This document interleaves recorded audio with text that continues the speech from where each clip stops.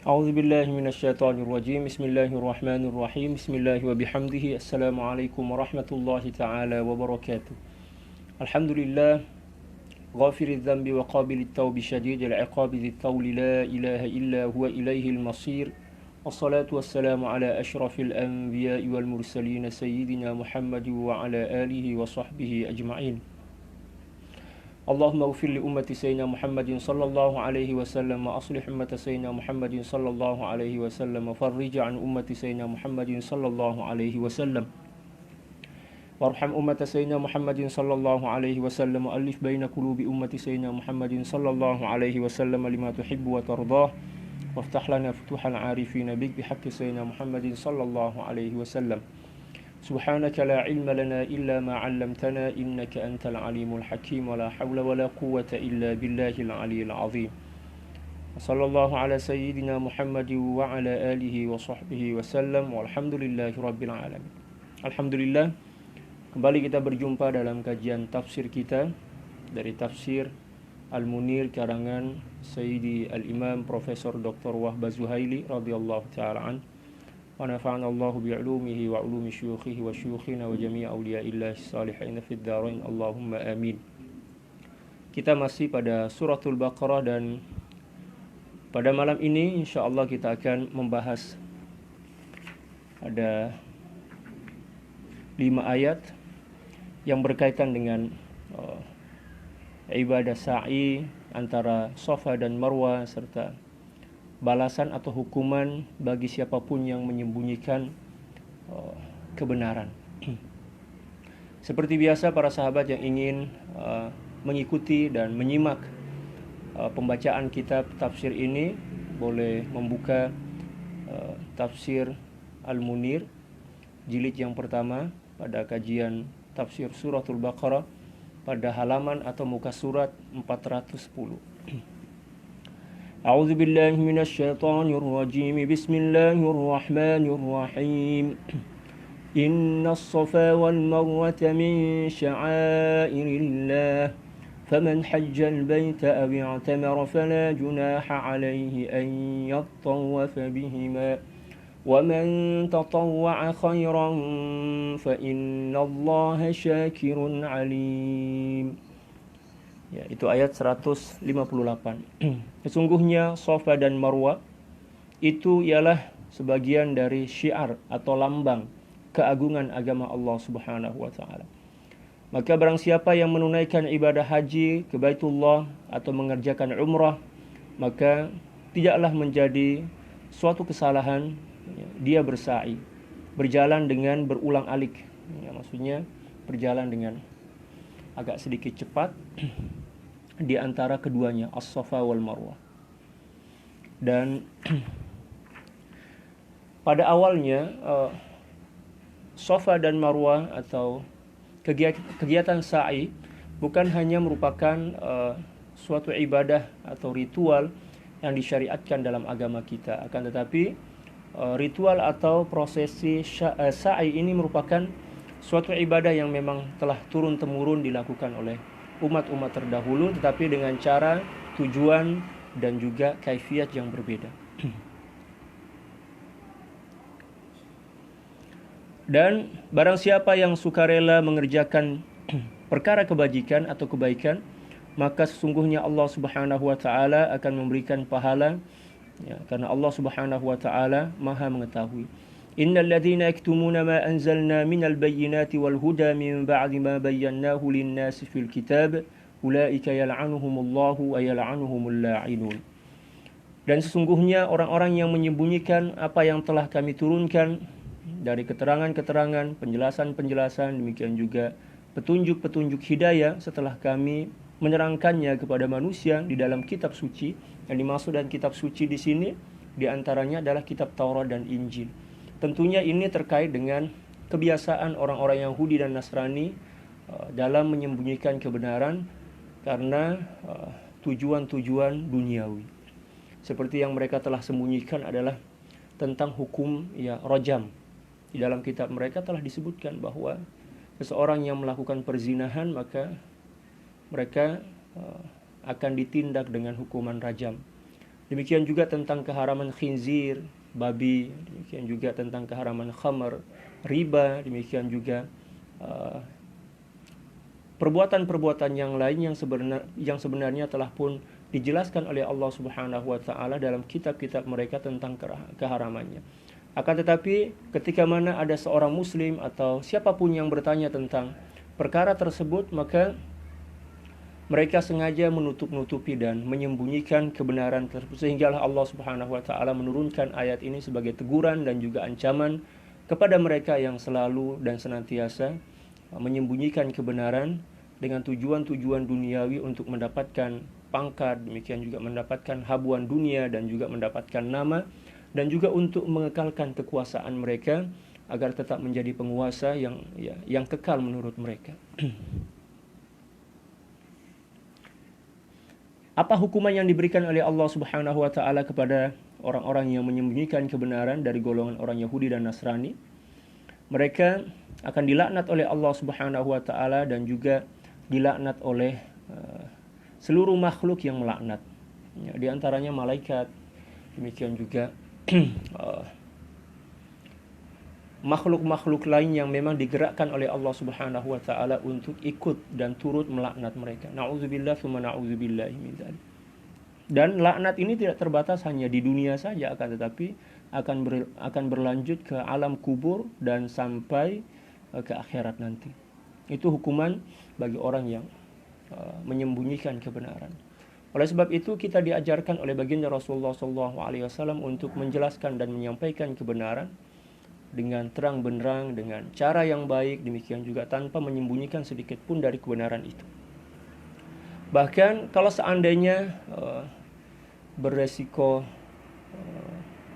intimidasi, cacian, celaan, ya, kalau memang kebenaran itu telah sampai waktunya untuk disampaikan, maka kita diwajibkan untuk menyampaikannya. Adapun berkaitan dengan celaan, cacian, demikian juga makian, maka itu sebenarnya merupakan bonus bagi para penyampai kebaikan, karena dengan adanya cacian, makian, maka Allah Subhanahu wa taala akan semakin mengangkat derajat mereka dan semakin melipat gandakan pahala dan kebaikan yang akan dibingkiskan oleh Allah Subhanahu wa taala kepada mereka. Ya. Dikatakan qulil haqqa walau kana murran. Sampaikanlah dan katakanlah kebenaran itu walaupun mungkin sangat menyakitkan atau sangat terasa pahit. Dan memang tidak ada satupun kebenaran yang disampaikan dan diajarkan kepada orang lain kecuali pasti ada hitung-hitungan resiko yang akan kita hadapi. Karena di mana ada kebaikan, maka di situ ada keburukan yang menjadi lawan dan penentangnya. Ya, wa qul ja'al haqq wa zahaqal batilu innal batila kana zahuqa. Ayat ini menjelaskan tentang perlawanan yang senantiasa terjadi antara kebenaran dan kebatilan. Oleh karena itu ketika kita mengambil suatu keputusan sebagai penolong atau penyebar kebaikan, berarti kita harus telah berhitung bahwa ujian, demikian juga tantangan yang akan kita hadapi itu akan sesuai dengan kebenaran atau berbanding lurus atau mengikut kadar kebenaran yang akan kita sampaikan kepada orang lain. Kalau sekiranya atau seandainya kebenaran itu mungkin kalau kita takar dengan liter misalnya, seliter misalnya, maka tantangan, keburukan dan kebatilan yang pasti telah menunggu kita ya seukuran seperti itu. Ya. Dan apabila kebenaran yang kita sampaikan adalah kebenaran yang bersifat luas dan mendalam, maka cobaan dan resiko yang akan kita hadapi dari nilai-nilai keburukan yang akan senantiasa dilontarkan dan akan senantiasa dihujamkan serta diarahkan kepada kita ya sesuai dengan takaran kebenaran dan kebaikan yang akan kita sampaikan. Selanjutnya firman Allah Subhanahu wa taala, illal ladzina tabu wa aslahu wa bayyanu fa ulaika atubu alaihim wa ana at-tawwabur rahim. Kecuali orang-orang yang bertaubat. Bagi orang-orang Yahudi dan Nasrani yang sebelum datangnya Islam mereka senantiasa menyembunyikan kebenaran, atau mungkin setelah datangnya Islam mereka masih saja berani menyembunyikan kebenaran atau memutarbalikkan fakta, dan setelah ayat ini turun, ya, ayat tentang ancaman ini diturunkan oleh Allah Subhanahu wa taala dan mereka tergerak hati untuk bertobat dan memperbaiki diri, maka Allah Subhanahu wa taala Maha penerima taubat. Illal ladzina tabu wa aslahu wa bayyanu fa ulaika atubu alaihim wa ana at-tawwabur rahim. Kecuali orang-orang yang bertaubat dengan sebenar-benar taubat. Taubatan nasuha. Ya ayyuhalladzina amanu tubu ilallahi taubatan nasuha. Wahai orang-orang yang beriman, bertaubatlah kalian kepada Allah Subhanahu wa taala dengan taubat yang sebenarnya. Ya, bukan taubat ya bohong-bohongan lah. Kalau istilah kita di Indonesia itu taubat sambal. Ya, taubat sambal ya. Kayak orang yang makan sambal lah, kayak orang. Kayak artinya macam dalam bahasa Melayu macam. Kalau kita kayak serupa orang yang makan sambal, taubat sambal. Mungkin ketika dia makan rujak misalnya, atau makan pelecing lah kawan-kawan kita di Lombok, atau makan bebero istilahnya ya, makanan khusus atau makanan khas Lombok yang begitu pedas, yang begitu menyayat lidah dan bibir kita misalnya sampai merah, merekah misalnya sampai pecah-pecah terkadang. Mungkin pada saat itu kita merasa jera atau merasa kapok kalau dalam bahasa Indonesia pada saat itu aja. Tapi ya, sehari atau mungkin belum cukup sehari, ya 3 jam, 4 jam kita melihat hidangan yang begitu menggoda selera, yang begitu menggugah selera, ikan bakar yang ada sambalnya. Mungkin kita akan lupa dengan penyesalan dan rasa sakit perih yang telah kita alami ketika kita makan sambal di awal tadi. Nah demikian juga seorang yang taubatnya taubat sambal, ya saat ini dia bertobat, mungkin 2 jam, 3 jam kemudian dia akan kembali melakukan dosa yang serupa dan mungkin bahkan lebih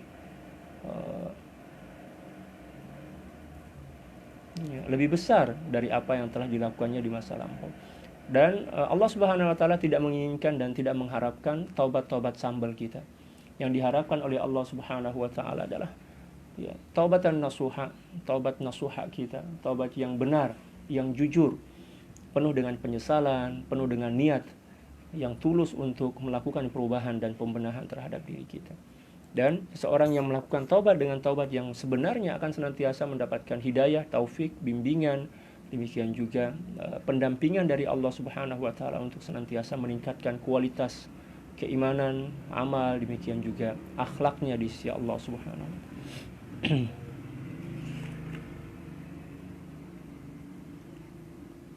Illa alladzina tabu wa aslahu wa bayyanu fa ulaika atubu alaihim wa ana at-tawwabur rahim. Kecuali orang-orang yang bertaubat dan berusaha untuk memperbaiki dirinya dengan senantiasa memicu atau memacu diri melakukan amal soleh serta menerangkan apa yang mereka sembunyikan, maka orang-orang itu ya, akan aku terima taubat mereka. Dan akulah yang maha penerima taubat lagi maha penyayang atau mengasihi. Jadi ayat ini menjelaskan kepada sesiapapun para pelaku maksiat untuk tetap optimis, tetap berbesar harap dan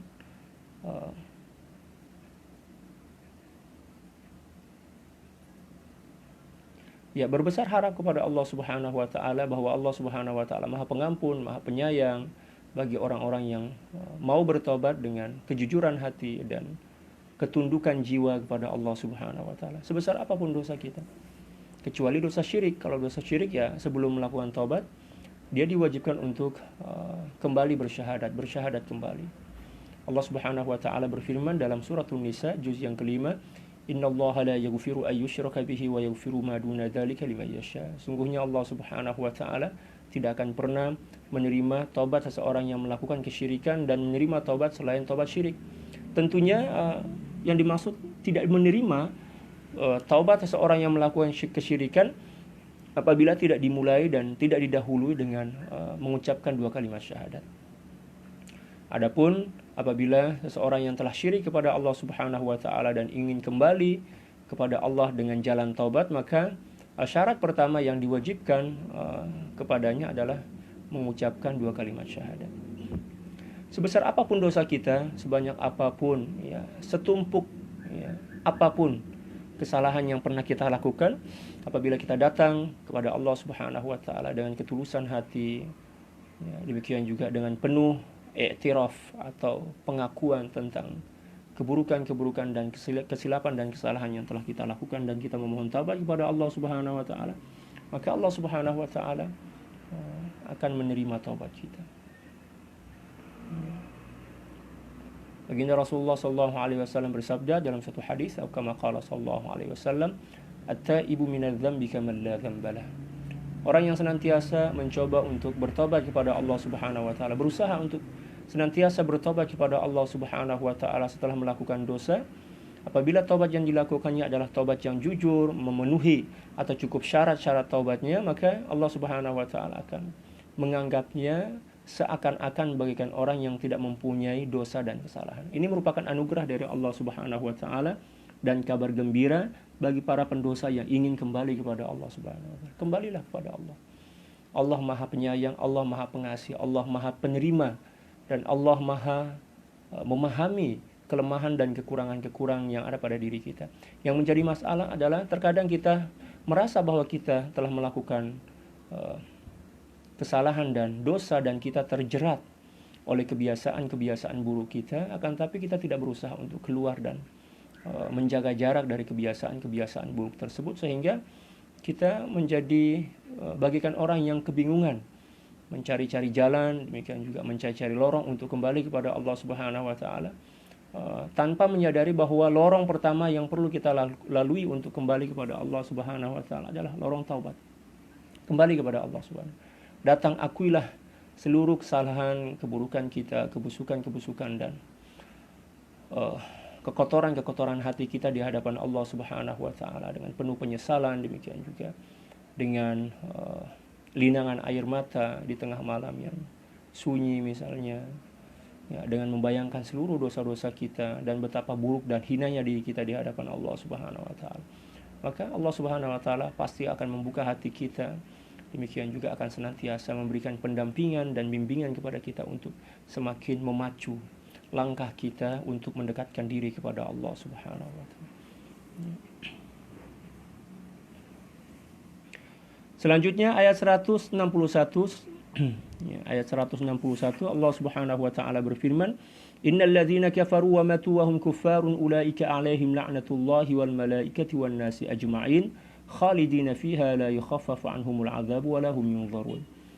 Sesungguhnya orang-orang yang kafir dan mereka mati sedang mereka tetap dalam keadaan kafir. Ya. Apa yang akan terjadi bagi mereka? Mereka itulah orang-orang yang ditimpa laknat Allah Subhanahu wa taala, para malaikat serta manusia sekalian. Jadi setiap orang kafir yang mati dalam keadaan kafir maka akan senantiasa mendapatkan laknat dari Allah Subhanahu wa taala, para malaikat, demikian juga manusia-manusia yang memang telah digerakkan oleh Allah Subhanahu wa taala lisan mereka untuk memberikan laknat kepada orang-orang yang kufur, orang-orang yang ingkar, demikian juga orang-orang yang membangkang kepada Allah Subhanahu wa taala. Dari sinilah kita dapat menyadari betapa agung dan mulianya hidayah yang diberikan oleh Allah Subhanahu wa taala. Dengan adanya orang kafir di sekitaran kita atau di sekeliling kita, sebenarnya keberadaan mereka itu menyadarkan kita betapa agung dan mulianya hidayah yang diberikan oleh Allah Subhanahu wa taala, dan juga betapa istimewa dan sayang serta kasihnya Allah Subhanahu wa taala kepada kita yang telah dipilih sebagai orang yang layak, orang yang pantas, orang yang cocok untuk mendapatkan amanah hidayah tersebut. Oleh karena itu menjadi kewajiban bagi kita untuk senantiasa memohon kepada Allah Subhanahu wa taala agar hidayah itu dikekalkan dan dijaga oleh Allah Subhanahu wa taala. Di samping itu juga kita berusaha untuk senantiasa melakukan amal-amal yang akan mampu mengokohkan atau mengukuhkan cahaya hidayah yang ada pada jiwa kita, seperti yang telah diajarkan oleh Allah Subhanahu wa taala, yang tidak kurang 17 kali dalam sehari semalam kita mohon kepada Allah Subhanahu wa taala, ihdinas siratal mustaqim siratal ladzina an'amta 'alaihim ghairil maghdubi 'alaihim waladdallin. Selanjutnya ayat 162, khalidina fiha la yukhaffafu 'anhumul 'adzabu wa lahum yunzarun. Mereka kekal di dalam laknat tersebut senantiasa mendapatkan laknat, hinaan. Allahu Akbar. Ya. Dan tidak diringankan azab sengsara dari mereka, dan mereka akan senantiasa diberikan, ya, dan mereka tidak diberikan diberikan tempo, demikian juga tidak diberikan perhatian. Walahum yunzarun, maksudnya tidak diberikan waktu untuk menikmati rehat atau istirahat dari laknat. Maknanya ayat ini menjelaskan bahwa ketika seseorang mati dalam keadaan kafir, na'udzubillah, maka laknat itu akan senantiasa tajaddud, akan senantiasa terbaharui. Ya sudah azan. Senantiasa terbaharui untuk semakin memojokkan mereka, semakin menjatuhkan mereka di hadapan Allah Subhanahu wa taala sebagai hukuman atas mereka karena melakukan pengingkaran, demikian juga penghinaan, serta menyembunyikan kebenaran yang telah diturunkan oleh Allah Subhanahu wa taala melalui para nabi dan rasul. Selanjutnya kita akan membahas sedikit atau sekilas tentang sababun nuzul. Para sahabat bisa melihat pada halaman atau muka surat 410 dari jilid pertama, juz yang kedua dari suratul Baqarah, ayat 158 sampai ayat 162. Sababun nuzulil ayah as-saminati wal khamsina ba'dal mi'ah. أخرج البخاري قال رضي الله تعالى عنه ونفعنا الله بعلومه وعلوم شيوخه وشيوخنا وجميع أولياء الله الصالحين في الدارين اللهم آمين. Ya, di surau atau musala terdekat telah azan. Saya sengaja melanjutkan kajian kita karena menjawab azan hukumnya sunnah dan menuntut ilmu hukumnya fardu, ya, hukumnya wajib. Oleh karena itu saya memilih pendapat para ulama yang berpendapat bahwa apabila sedang azan dan kita sedang mengaji, sedang belajar, maka lebih afdol kita meneruskan kajian kita atau pengajian kita dibandingkan menjawab azan, karena jawaban terhadap azan itu hukumnya sunnah dan menuntut ilmu itu hukumnya wajib. Ya. Thalabul ilmi faridatun ala kulli muslimin wa muslimah dalam suatu riwayat yang lain. Qala radhiyallahu ta'ala an akhraj al-Bukhari an Anas bin Malik radhiyallahu ta'ala anhu annahu su'ila عن الصفا والمروة فقال كنا نرى أنهما من أمر الجاهلية فلما جاء الإسلام أمسكنا عنهما فأنزل الله تعالى إن الصفا والمروة من شعائر الله وأخرجه الحاكم مثله عن ابن عباس رضي الله تعالى عنهما وأخرج الشيخان عن عروة عن عائشة رضي الله تعالى عنها قالت يا رضي الله تعالى عنها قلت لعائشة أرأيت قال الله تعالى إن الصفا والمروة من شعائر الله فمن حج البيت أو اعتمر فلا جناح عليه أن يطوف بهما فما أرى على أحد شيئا أن يطوف بهما فقالت عائشة رضي الله تعالى عنها بئس ما قلت يا ابن أختي إنها لو كانت على ما أولتها عليه كانت فلا جناح عليه ألا يطوف بهما ولكنها إنما أنزلت لأن الأنصار قبل أن يسلموا كانوا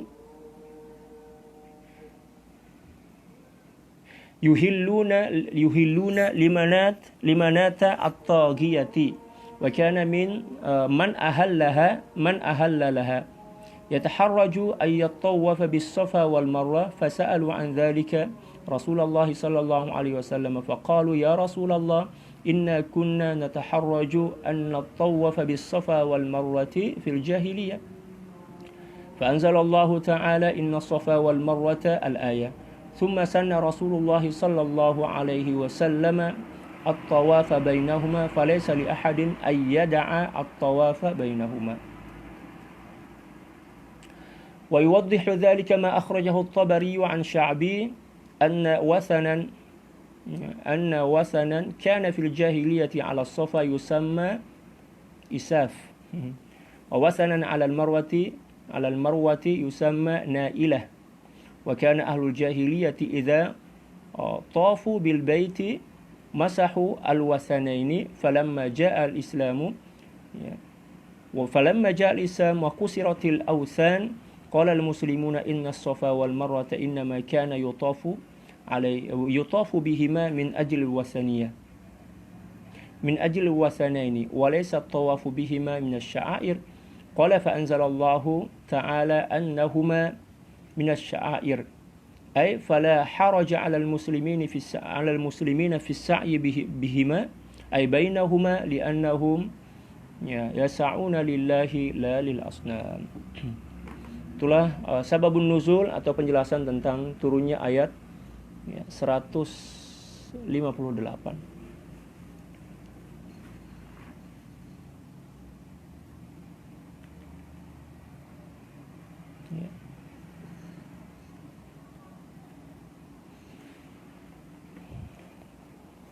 Al-Imam Al-Bukhari mengemukakan suatu riwayat yang diriwayatkan dari Sayyidina Anas radhiyallahu taala bahwa beliau ditanya tentang Safa dan Marwah. Sayyidina Anas ditanya tentang Safa dan Marwah.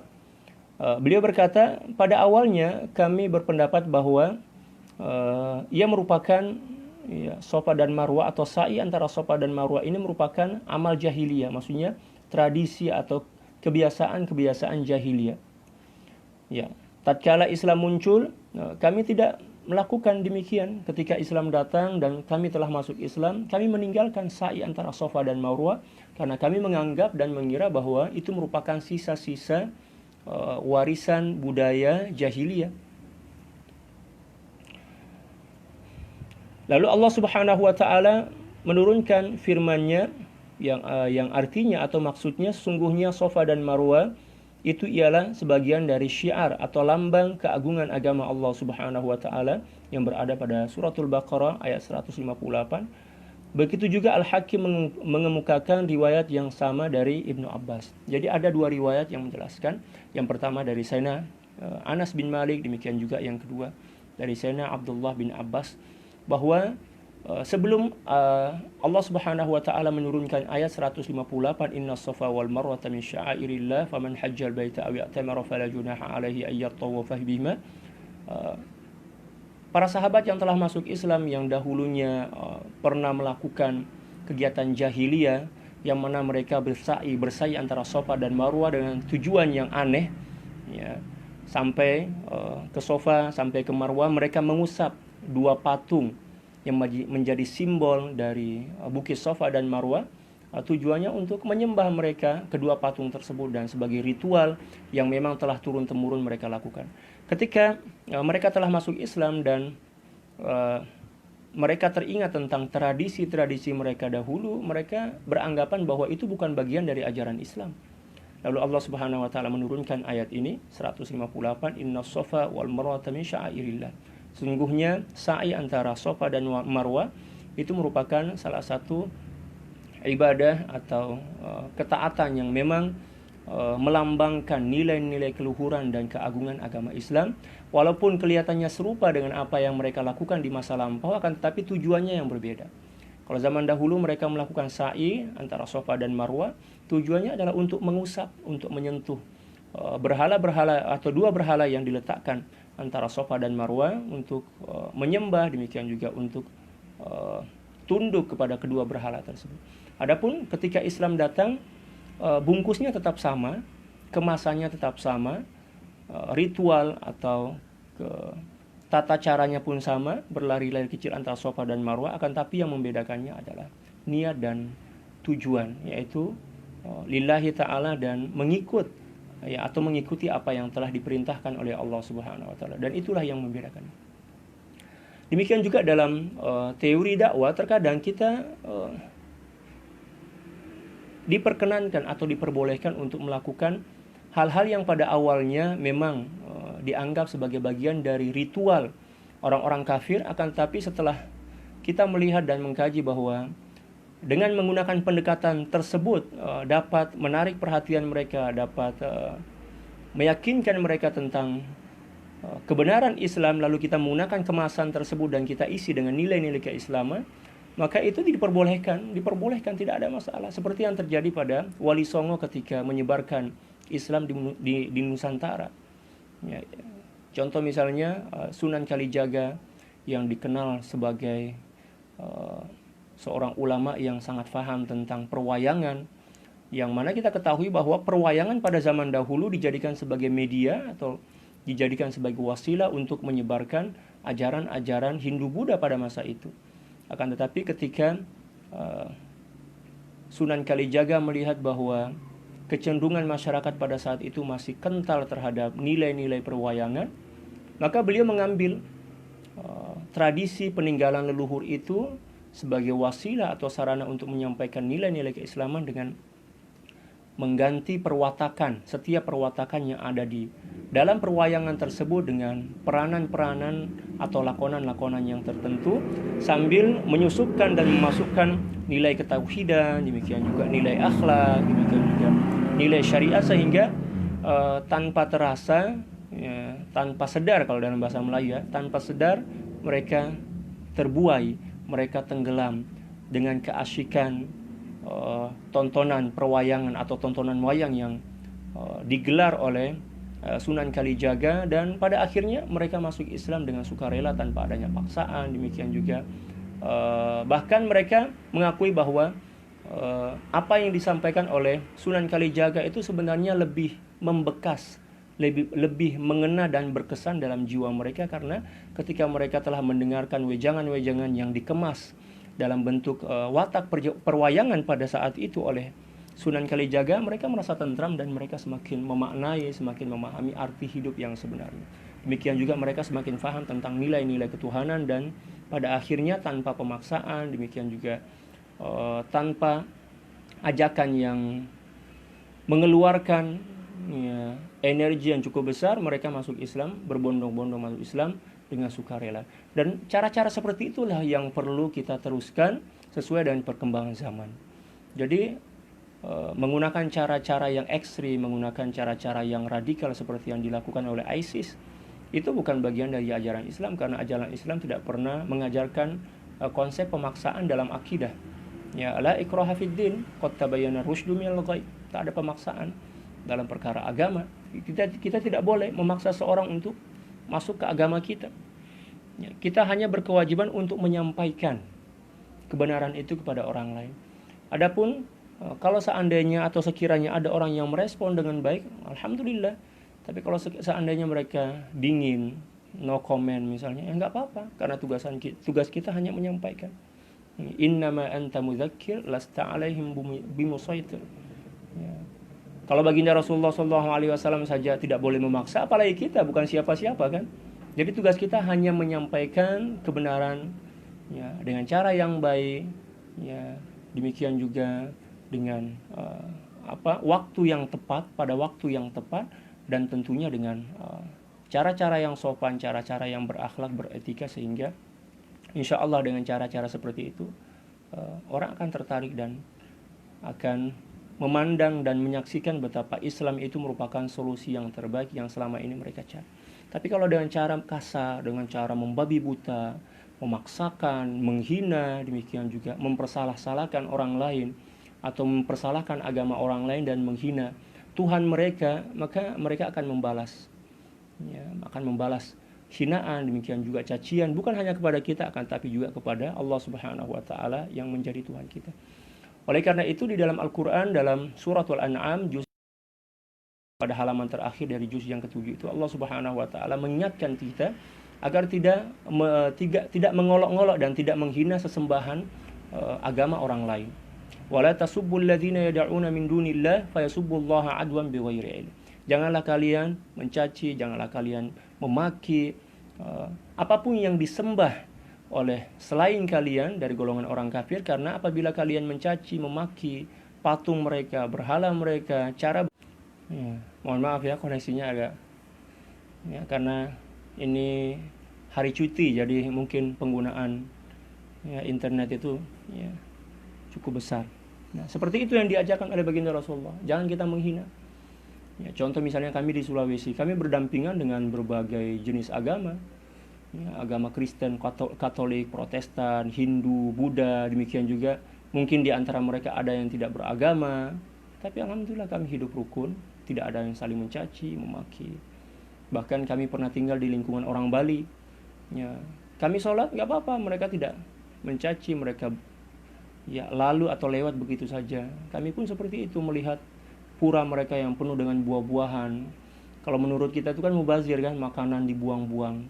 Ya, menurut kita, tapi mereka meyakini bahwa makanan itu adalah persembahan untuk Tuhan-Tuhan mereka. Lalu kita nggak boleh mencemooh atau menghina Tuhan mereka di hadapan mereka. Oh, Tuhan kamu lapar ya, makan ya, perlu minum ya. Kok lucu Tuhan yang kasih makan malah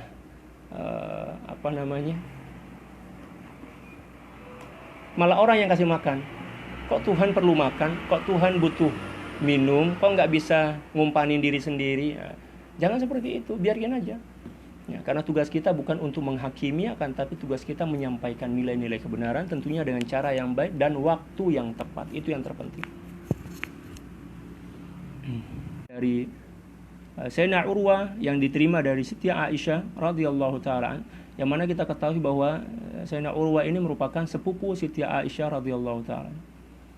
Aku berkata kepada Aisyah, apakah pandangan Anda tentang firman Allah Subhanahu wa taala yang artinya sesungguhnya Safa dan Marwah itu ialah sebagian dari syiar atau lambang keagungan agama Allah Subhanahu wa taala.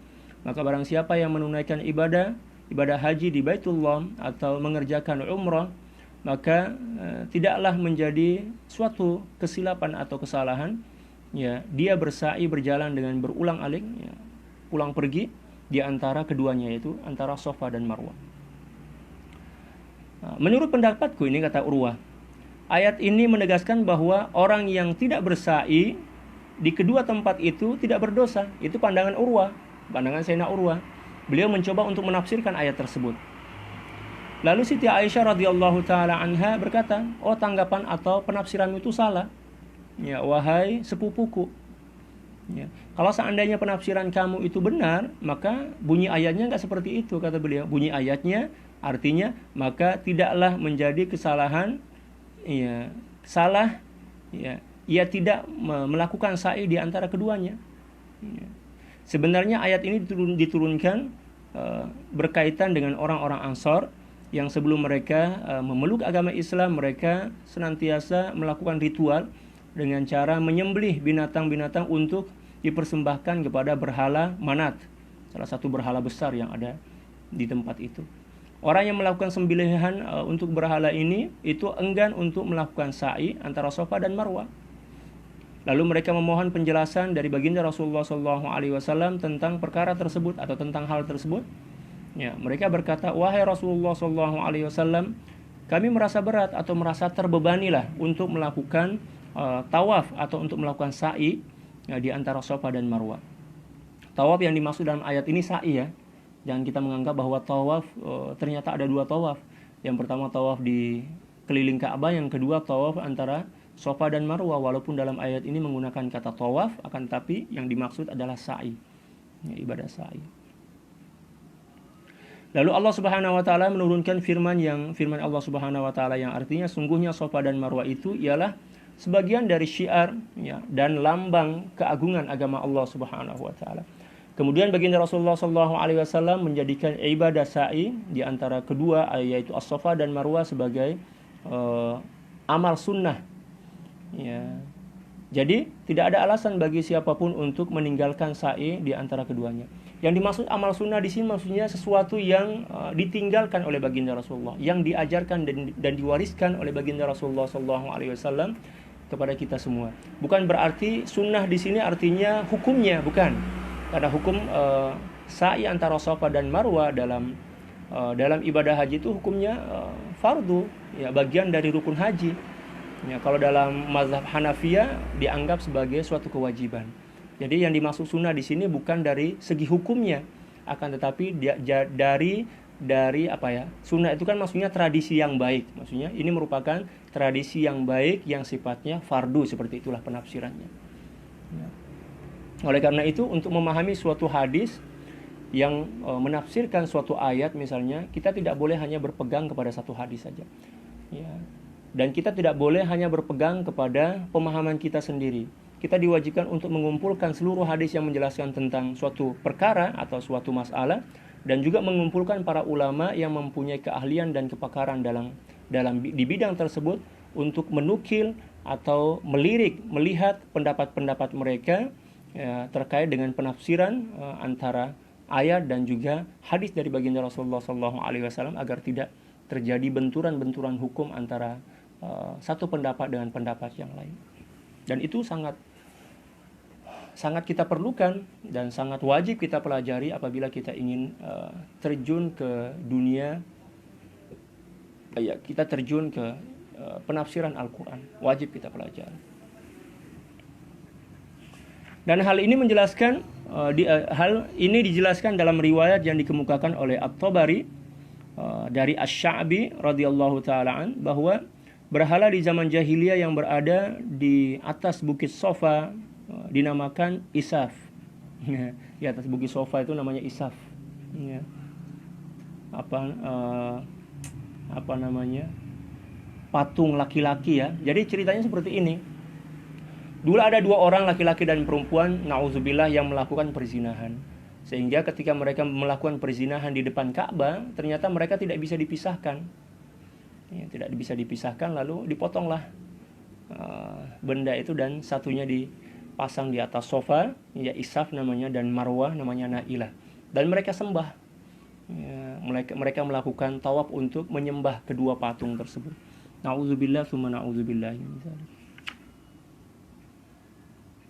Mereka membuat 2 patung sebagai lambang antara 2 orang yang melakukan ya dosa tadi. Dan satu berhala yang berada di Bukit Marwah yang bernama Nailah. Dan apabila orang-orang jahiliyah melakukan tawaf di Ka'bah, mereka akan mengusap kedua berhala itu. Setelah kedatangan Islam dan berhala-berhala tersebut setelah dipecah, orang Islam berkata, orang-orang jahiliyah dulu pernah bertawaf, maksudnya pernah bersa'i antara Safa dan Marwah, ya, karena mengagungkan dan memuliakan kedua berhala tersebut, bukan karena syiar Islam. Ya. Kata Asy-Sya'bi, Allah Subhanahu wa taala lalu menurunkan firman-Nya yang menegaskan bahwa kedua as-Safa, sa'i antara as-Safa dan Marwah merupakan syiar atau bagian dari syiar keagungan agama Allah. Yang bermaksud tidak ada halangan terhadap orang-orang Islam untuk mengerjakan sa'i di antara kedua-duanya. Ini karena mereka melakukannya karena Allah Subhanahu wa taala dan bukan karena berhala-berhala, bukan karena berhala tersebut. Jadi dalam Islam kita diperkenankan bahkan menjadi rukun dalam ibadah haji untuk melakukan sa'i bainas Safa wal Marwah.